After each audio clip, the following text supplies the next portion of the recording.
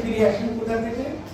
বিমস্টেক থেকে ফিরে আসেন, বিনিয়োগ নিয়ে কথাবার্তা বলছেন এবং এমন একটা বক্তব্য দিচ্ছেন বাংলাদেশ সম্পর্কে, সমুদ্র সম্পর্কে, নর্থ ইস্ট সম্পর্কে নরেন্দ্র মোদীর করলে কানে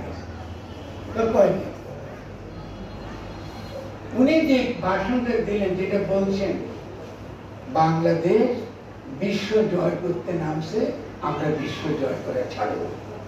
কথা খুব পরিষ্কার, পরন্ত মনোযোগ দিয়ে লাইন অর্থ বলতে খুব পরিষ্কার। কি বলছে? আমরা হলাম একমাত্র গার্ডিয়ান বে অফ বেঙ্গল, আমরা বঙ্গোপসাগরীয় দেশ, এটার গার্ডিয়ান। তিনি কিন্তু বলেন আমরা এটার মালিক, একবার এখন ভারতীয়কে মাথা মোটা পরে কারণ কথা বুঝে তার কারণে করা শুরু। তিনি বলছেন কেন আমরা গার্ডিয়ান, আমরা এটা রক্ষা করবো, এমন রক্ষা করবো যার দ্বারা আমরা উপকৃত হব, যার দ্বারা বিশ্ব উপকৃত হবে, যার দ্বারা চীন উপকৃত হবে এবং যার দ্বারা ভারত উপকৃত হবে। কথা খেয়াল করবেন, পরিষ্কার, সকলে উপকৃত হবে।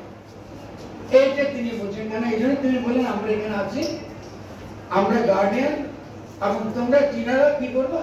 আমাদেরকে বিনিয়োগ করো, আমাদের দেশে বিনিয়োগ আনো। কারণ আমাদের এখন তার যে মূল যেটা বলছি চোরে বাসন হয়ে গেছে, আমরা তো মাটিতে খাবো।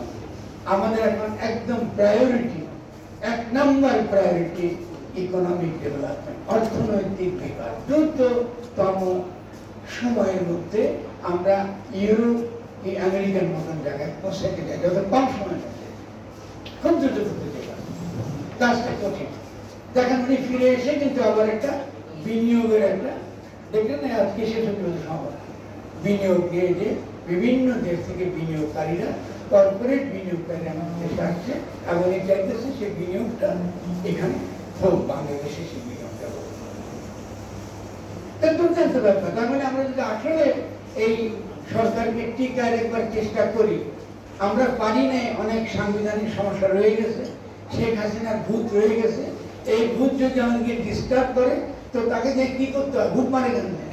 যারা দিয়ে মানে এই ভূত কিন্তু আসবে, বারবার কিন্তু আমাদেরকে হামলা করবে। ফলে তাকে মোকাবেলা করার জন্য আমাদের প্রস্তুত যেমন থাকতে হবে, একই সঙ্গে আমাদেরকে খুব দ্রুততম সময়ে অর্থনৈতিক উন্নয়ন করতে হবে। অর্থনৈতিক উন্নয়ন করতে না পারি তাহলে ওই যে শুরুতে আপনাকে যে কথাটা বলেছিলাম, বিশ্ব জয় করতে, আমরা বিশ্ব জয় করতে নেমেছি।